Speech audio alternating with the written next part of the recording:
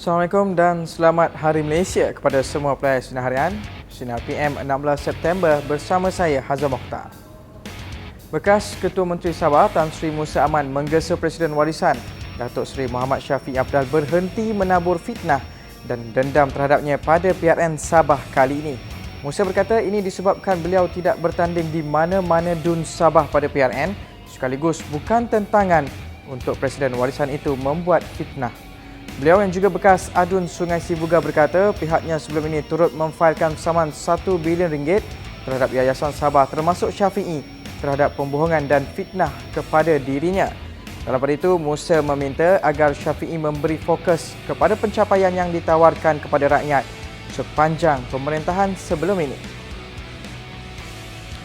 Pengerusi BN Sabah Datuk Seri Bung Mokhtaradin mendakwa slogan yang diguna Presiden Warisan Datuk Seri Muhammad Shafie Apdal untuk berkempen bagi PRN Sabah mirip dengan cogan kata Filipina. Menurut Bung, tidak wajar sekiranya Ketua Menteri Sabah itu meniru slogan terutamanya dari negara yang kini membuat tuntutan terhadap negeri di bawah bagi itu. Selain slogan In God We Trust, slogan We Are Here to Build a Nation yang digunakan Shafie juga disifatkan sebagai memberi harapan ke atas tuntutan yang dibuat negara jiran itu.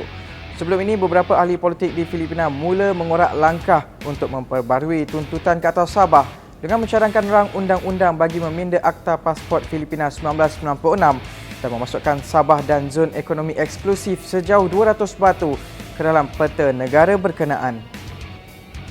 Barisan Nasional Sabah yakin manifesto atau Aku Janji mampu memberi keyakinan kepada rakyat untuk BN dan rakan dalam Perikatan Nasional mentadbir kerajaan baharu. Pengerusi BN Sabah Datuk Seri Bung Mokhtaradin berkata Aku Janji yang dirangka itu mampu ditunaikan dan telah dirangka lebih awal agar ia seimbang dengan kehendak rakyat negeri berkenaan. Bung yang juga calon BN Dun Lamak berkata pihaknya yakin Aku Janji yang dibentangkan itu nanti akan dapat ditunaikan dan tidak mahu rakyat menghukum jika tidak dilaksanakan dengan sebaiknya.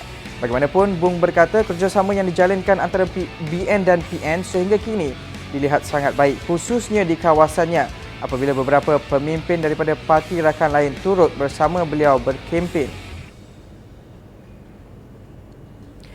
Polis masih menunggu lampu hijau dari Jabatan Peguam Negara sebelum tindakan lanjut diambil berhubung siasatan kes membabitkan Menteri Perusahaan, Perdagangan dan Komoditi Datuk Dr. Muhammad Khairuddin Aman Razali yang melanggar arahan kuarantin wajib COVID-19.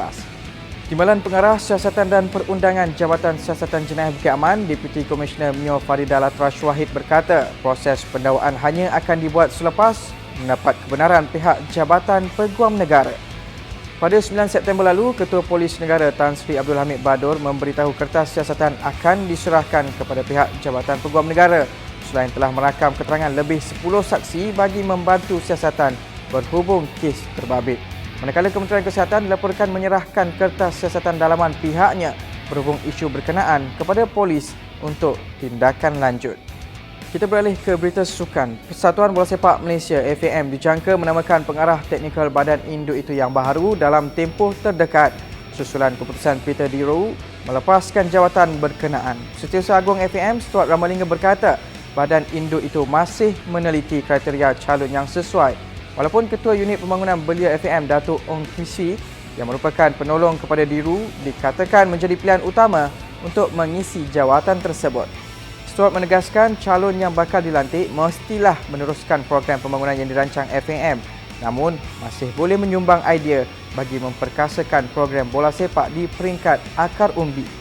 Baru-baru ini, Diru memaklumkan akan melepaskan jawatan yang disandangnya sejak 2017 itu namun tidak mendedahkan punca beliau mengambil keputusan untuk tidak menyambung kontrak bagi jawatan yang tamat pada penghujung 2020 tersebut. Teruskan setia bersama Sinar Harian di portal Facebook, Instagram, Twitter dan YouTube dan jangan lupa untuk mak turun aplikasi Sinar Harian bagi mengikuti perkembangan semasa dalam serta luar negara.